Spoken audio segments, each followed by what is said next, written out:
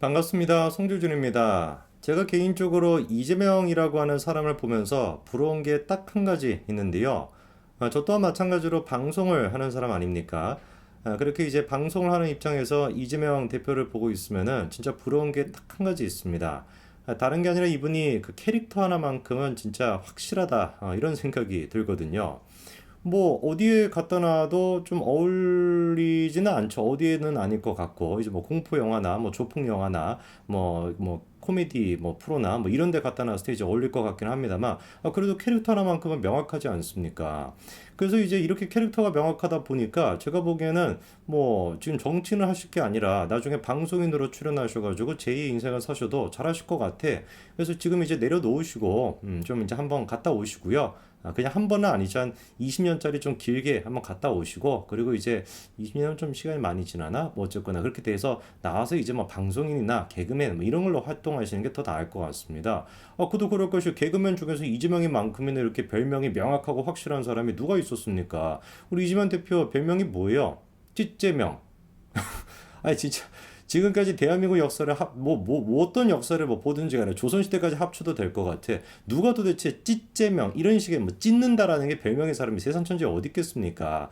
개딸들 같은 거 찢는다라고도 표현 안 하더라고. 그도 뭐 걔네들은 뜯는다 뭐 이러지 않습니까? 이런 사람이 어디 있겠냐고요, 세상에. 근데 거기에다가 이번에 또 추가적인 별명이 또 생겼죠.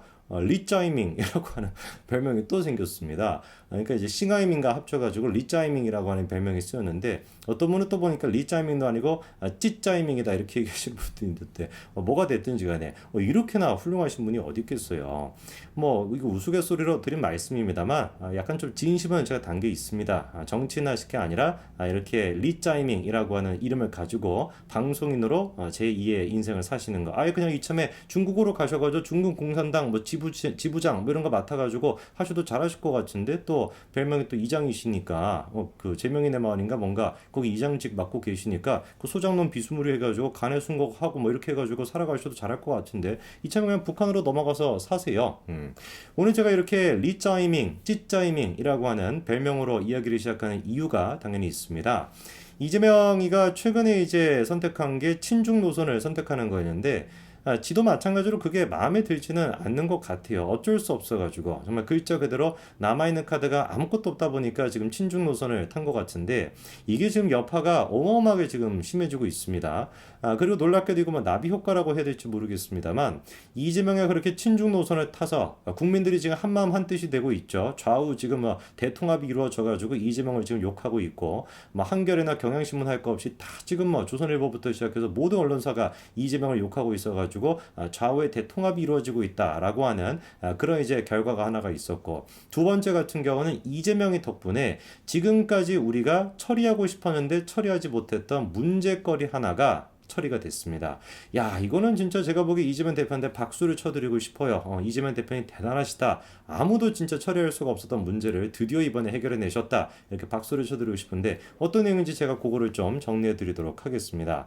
여러분 잘 아시는 것처럼 싱하이민 대사가 원래 이재명을 만나기 전에 한동훈 장관을 먼저 만나려고 했다라는 거 알고 계시죠? 그리고 실제로 싱하이밍이 작년 12월 달에 이미 한동훈 장관을 이렇게 찾아가가지고 인사를 한 적이 있었습니다. 그런데 작년 12월 달에 한동훈 장관을 만날 때도 꽤나 그 여정이 험난했다라고 하죠. 몇 차례나 한동훈 장관 측에 요청을 해가지고 저 만남이 성사가 됐던 것이고 그리고 또 그 이후에 이번에 이제 2월 달에도 자기 관조로 한동훈 장관을 초청하려고 했었는데 한동훈 장관이 그거를 거절하지 않았습니까? 뭐 때문에 도대체 싱하이밍 대사가 이재명을 만나는 것보다 이재명은 그러니까 사실 뭐 얼굴 마담으로 그러니까 자기 이제 쫄개 보듯이 그렇게 이제 만났던 것이고 그리고 또 그 좋다고 이제 뭐 쫄래쫄래 가가지고 이재명이 막 헤헤거리면서 이제 그 강아지처럼 그렇게 놀았던 것이고 왜 도대체 근본적으로 싱하이밍 대사가 한동훈 장관을 그렇게 만나고 싶었던 거냐? 다른 게 아니라 이것 때문에 그렇습니다. 영주권자 투표권 제한 요게 이제 한동훈 장관이 밀어붙이고 있었던 것이고 국민의힘에서 권성동 의원 또한 마찬가지로 공론화를 시켰던 부분인데 이거를 지금 저지를 하고자 싱하이밍 대사가 그렇게 한동훈 장관을 만나려고 했던 거예요. 여러분 이미 알고 계시는 것처럼 지금 대한민국의 영주권을 갖고 있는 외국인들 같은 경우는 3년 정도만 거주하면은 별다른 조건 없이 지방선거에 참여할 수 있는 투표권이 주어지게 됩니다. 굉장한 특혜라고 할 수 있죠. 왜냐면은 뭐 영국, 미국, 일본 뭐 어떤 어떤 경우를 보든지 간에 심지어 중국조차 마찬가지로 외국인에게 이런 식으로 투표권을 주지를 않거든요. 대한민국만 거의 뭐 유일무이하다시피 지방선거 이렇게 외국인들한테 투표권을 주고 있습니다.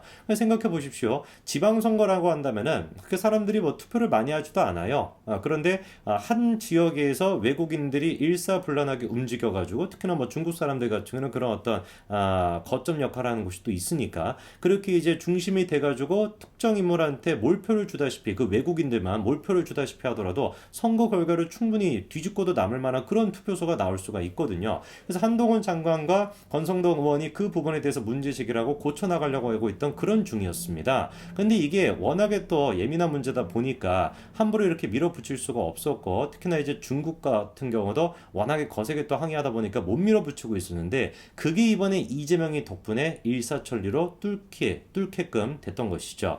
일단 첫 번째 중국 같은 경우는 예상되는 모습을 보여줬습니다. 우리가 이제 싱하이민 대사를 초치를 했더니만 지들 또한 마찬가지로 이렇게 정재호 주중 한국 대사를 불러가지고 저렇게 항의를 했고요.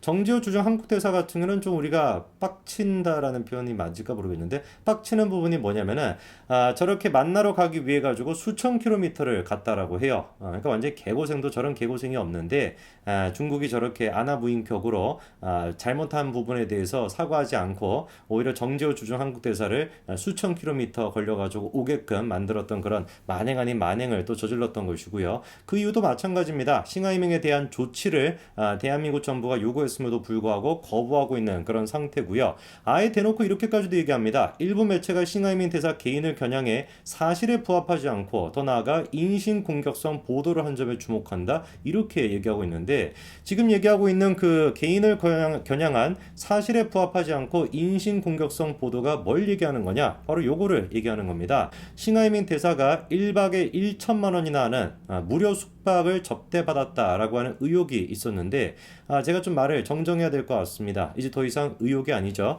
팩트로 드러났습니다. 실제로 1박에 1,000만 원 정도 하는 울릉도 시설을 공짜로 썼다라는 게 확인이 됐고 저 시설 같은 경우는 1박만 이용하는 게 또 안 된다 그러죠. 최소 2박부터 이용해야 된다라고 하니까 2천만 원 가까이 되는 접대를 받았다라는 게 사실로 드러났습니다. 뭐가 그러면 사실에 부합하지 않는다라는 것이고 저게 어떻게 인신공격성 보도가 될 수가 있겠습니까? 중국에서는 저런 식의 보도를 하면은 권력자에 대해 가지고 싱하이밍 같은 경우는 그렇게 권력자도 아닙니다만 어쨌거나 그 권력자에 대해서 뭐 사실관계를 보도하는 이거 모든 것들을 그냥 인신공격으로 치부를 하나요? 말도 안 되는 소리겠죠. 그러니까 완전히 중국이 대한민국 보기를 우습게 알고 있는 겁니다. 그래서 글로벌 타임스가 됐거나 관영 글로벌 타임스가 됐거나 여러 가지 지금 매체들이 한국이 오버하고 있다, 한국이 오히려 거꾸로 잘못하고 있다 이런 식의 지금 기사를 내고 있는 상태입니다. 물론 이제 윤석열 정부는 이런 식의 중국의 반응에 대해서 절대로 협조적인 모습을 안 보이고 끝까지 지금 소신을 지키고 있는데요. 윤석열 대통령이 대놓고 이번에 경고를 했습니다. 싱하이밍 외교관으로서 상호 존중하는 태도가 있는지 의심스럽다라고 구체적으로 싱하이밍을 거론하면서 비판의 목소리를 냈고요. 그리고 그 연장선에서 이루어진 게 뭐냐? 아까 전에 한동훈 장관과 권성동 의원이 추진하고 있었던 거 외국인에 대한 선거법을 개정하겠다. 이거를 이제 정확하게 윤석열 정부가 이제 고쳐나가기로 결정을 했습니다. 두 가지가 크게 이제 고치기로 했는데요. 외국인 건강보험과 관련된 문제, 투표권과 관련된 문제, 이 부분에 대해서 윤석열 정부에서 문제점을 인식하고 바로 고치기로 결정을 했습니다.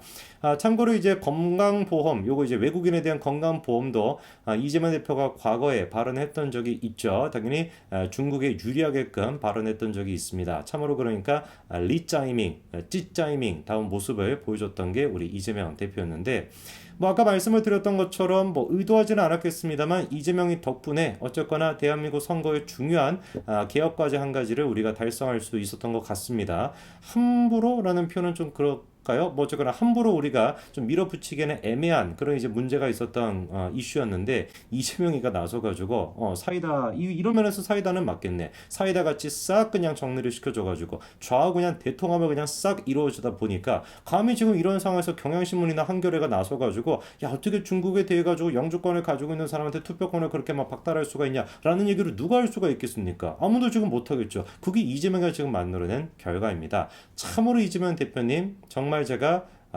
당대표 되시고 난 뒤에 처음으로 칭찬해드린 것 같아요.